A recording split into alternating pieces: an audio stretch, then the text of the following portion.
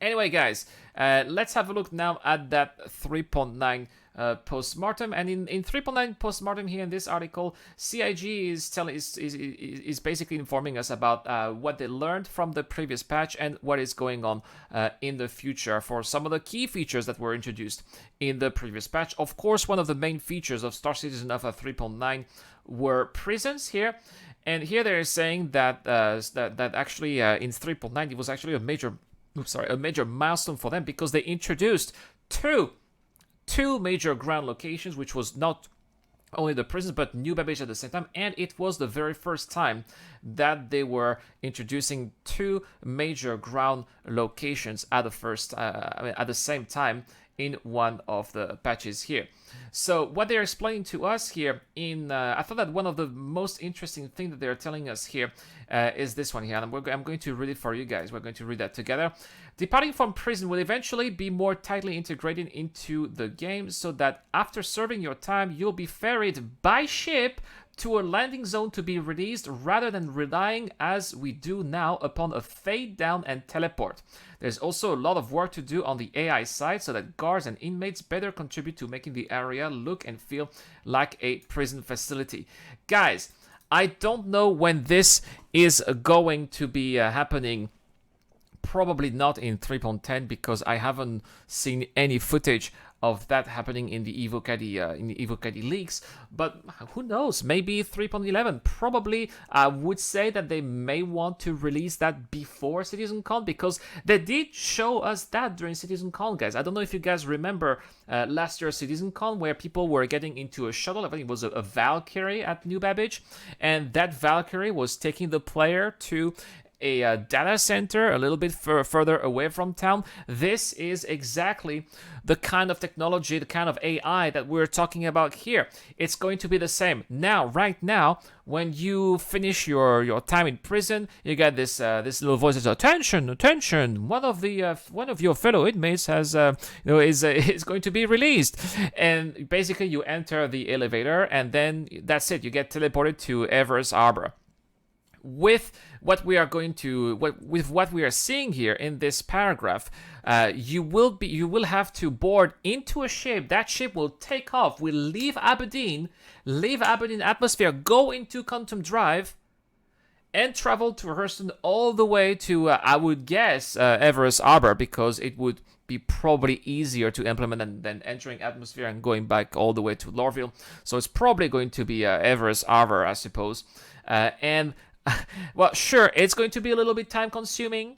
I don't think that there's going to be a way to skip that. It's probably going to take about 5 minutes, right? So you'll be able to enjoy the ride. It will be like taking the train, you know? Imagine you take the train from L19 all the way to Tisa Spaceport. You know, it takes you 2 minutes. Here it's going to take you 5 minutes to go from Aberdeen Glacier Prison all the way to Everest Arbor. So it's gonna be a little bit longer, but at the same time, you know, I think it's nice to be ferried and driven by somebody else. Can have a look around. Maybe you can steal the ship. That would be awesome. Can you imagine if you steal the ship? Probably. I think that there are probably going to be backup pilots and security guards inside. I don't think that they would let players steal the ship, but I'm pretty sure that some players will be trained. Anyway, so that's the future here for prisons. They are also telling us that in the future there are going to be missions. I think that we all know that. They also want prison gangs to be a thing, with actual mission givers in the prison that are going to be the leaders of those gangs. And there are going to be prison fights where people will be encouraged to fight not just in that wrestling ring that we can see in the mines, but also maybe fight inside the prison for, I don't know, maybe the mission giver will tell you to beat someone up, for example, or maybe there will be bounties inside the prison too. We never know, but basically the sky is the limit, if I may say so, for those prisons. And I think that having those extra activities and excitements in prison is going to make being a prisoner less of a burden and more of an exciting thing, I think. The Unknown says, it's just another way to deter people from wanting to commit crimes, so I'm good with it. So you're talking about prisons right now. Yeah, but what if, for example, in the prison, you get these very cool gameplay loops where you have to beat people up by hand? I would love that. I don't know what you guys think, but I personally would absolutely love that. And there's also the actor status here that we're going to talk about. And the actor status, as we know right now, is still very basic, as they were saying. Right now, we are just reacting to hunger and thirst and heat or cold. That's what we are rating right now. But they also want in the future for players to react to other things, such as, for example, getting drunk. You are going to have this whole drunk effect.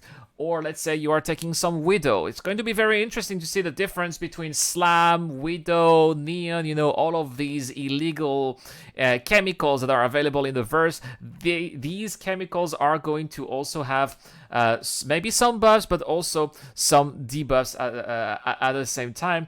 And I cannot wait, maybe not to experience them myself, but to see how other people are going to be reacting when they take a little bit of a Widow, if you see what I mean, right? The Unknown says, when are we going to be able to relieve ourselves in the bathroom? I mean, we saw a test implementation in around the Versatile. That is also something that they want to integrate in the actor status as well. The Unknown, you are right to mention natural needs in the bathroom.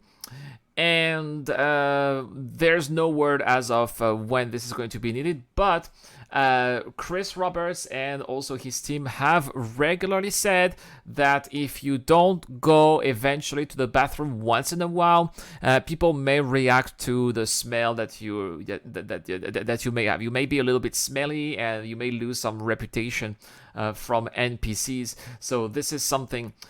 This is one of the reasons why there are bathrooms, and eventually in the future, not in the near future, but in a couple of years, people will be encouraged to go to the bathroom. But I can imagine this to be maybe the last tier, the final tier of actor status, I think.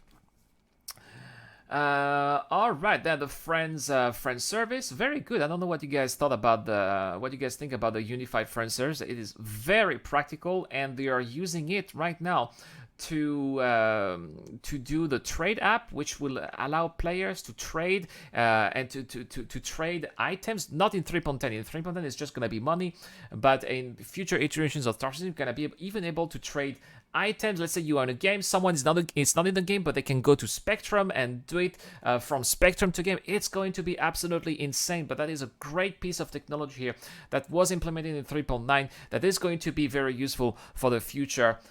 Really confident about this as well. Now, next, let's talk about Star Marine and Arena Commander. Now, Dragon Ghost here has a very good question. How about fixing 30k money loss? This is going to come with iCache, Dragon Ghost. When iCache is here, the servers will be able to know what exactly you had before you had a crash, and when you come back after a server crash, you will be coming back exactly where you were, exactly with your inventory and with your ship and with your cargo. So normally the consequences of 30k should be gone when we finally have iCache, from my understanding at least. So I hope that this answers your question here, Dragon Ghost. Hello, Dave. Dave Martin here is also here. Nice to see you too. Now, let's talk about Arena Commander and Star Marine round cycling. Now, as you guys know, I made a couple of videos about it. I am playing a lot of Star Marine. And one of the things that I really appreciate in Star Citizen Alpha 3.9 is that matchmaking is finally fixed, and this is really a great thing. Broken matchmaking was the reason why almost nobody was playing Star Marine. It was so hard to find a Star Marine game. Now it is still a little bit hard because I think that the player base is still not there. Every time I'm playing Star Marine, I'm almost seeing the same players usually. But at least we are able to have games, and the reason why we are able to have games is because in the past, the matchmaking system would not allow you to join games that were started over a minute after you started looking for games, whereas now the matchmaking system is only blocking you from entering games that only have 1 minute left. So that was the bug that they had to deal with before. They never had the time to fix it. Obviously, they had to fix that bug if they wanted as many players as possible to play Theaters of War. We still don't know when Theaters of War is coming, hopefully before this year's CitizenCon. So that's why here I am really happy to confirm that yes, Star Marine and Arena Commander are working much better. It is easier to find games, and I really encourage anyone who wants to train a little bit outside of the verse. You know, you want to use ships that you are not normally using. You want to do a lot of pew pew, FPS combat with other people without having to wait for other people to come, or without having to wait for a mission. Go to Star Marine. It's a lot of fun, and there's a lot of action. I've made a lot of videos about that, so you can also check out the channel too. And the Inner Thought radial here, which is also going to allow for personal inventories, looting. This is also a very great evolution here regarding the future of the game. Very, very, very promising, I think. Here they're also talking about New Babbage V2. Right now we have New Babbage V1. New Babbage V2 is going to include some new places like the factory line that we are seeing here. They are saying that it is one of the most complex landing zones, and also the biggest landing zone right now in the Stanton system in terms of superficie, which also explains why it took them much longer than expected. There's a lot of detail going on. There are lots of various areas, lightning, new animations that they had to work on as well, which is why they had that delay, and it was spread over several quarters at the same time. They are also talking about very briefly here the low stations around planet, which here give some convenience for some players. It's true, it's convenient to have them just above planets, and also telling us that they are going to have more difficult escape routes in the future. We saw that in an episode of Inside Star Citizen. They're not happy right now with the current escape routes. They think that it is too easy to escape, so they are going to make it much harder. As far as I'm concerned here, I've never tried escaping. I don't like platforms. I don't like puzzles. Call me stupid, right? But this is not my thing. So that's why I haven't even tried it here on this channel. But I'm sure that people will be able to do speed runs, and they will share that online. So it's a race. I think that this is a race here that CIG can't win. Kudos to CIG for trying to make it harder, but I don't think that they'll be able to make it. And here they're also talking a little bit about the moons here. I think that this is a really great shot, by the way, where you can see Calliope and this is Euterpe and Clio at the same time with Microtech in the back. Great alignment here of planets and moons.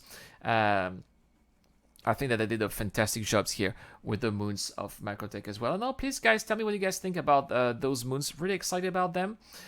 Price of Freedom mission here. The reason why we had this mission is because they were also very happy with the results that they had with the 890 jump mission. They wanted to have an equivalent of the 890 jump mission for criminals. This is why the Price of Freedom mission was integrated. It also gives you kind of a in-game interaction sort of with Teach Apache, which is a mission giver that you can have access to at Area 18. And we should accept more missions like the 890 jump mission or the Price of Freedom mission in the future. So really exciting news here. The future is also very exciting for future developments in future patches of Star Citizen. I am glad that they did that. I think that this is the closest thing that we're going to have to a pillar talk here, especially given that all of the pillars, except for Chris Roberts. By the way, where is Chris Roberts? We haven't heard from Chris Roberts in a long time. Where is the $300 million letter from the chairman? This is something that I would like to know. But as far as the other pillars go, I think that this is the closest we'll get from a pillar talk this quarter. All right, guys. Well, that was I'm a little bit thirsty. I'm talking non-stop. Gotta have to drink that coffee. And checking the chat at the same time here. There may not be a CitizenCon. No, there is. I think that there's going to be a CitizenCon this year, but it's going to be different, like a virtual CitizenCon. See what I mean? It's like going to be like an online event. That's what they're talking about this year. A little bit like, what EA did and what Microsoft is going to do. Pretty much everybody this year is going to have an online event. I can't imagine not having some kind of virtual CitizenCon, and I think that they did mention several times that there is going to be an online equivalent of CitizenCon. It's not gonna be like people, you're not gonna buy a ticket to do that, but there's gonna be videos, documentaries, all that kind of jazz. Like a video that's gonna be like a presentation of what's going on. So there's definitely going to be something done here for CitizenCon.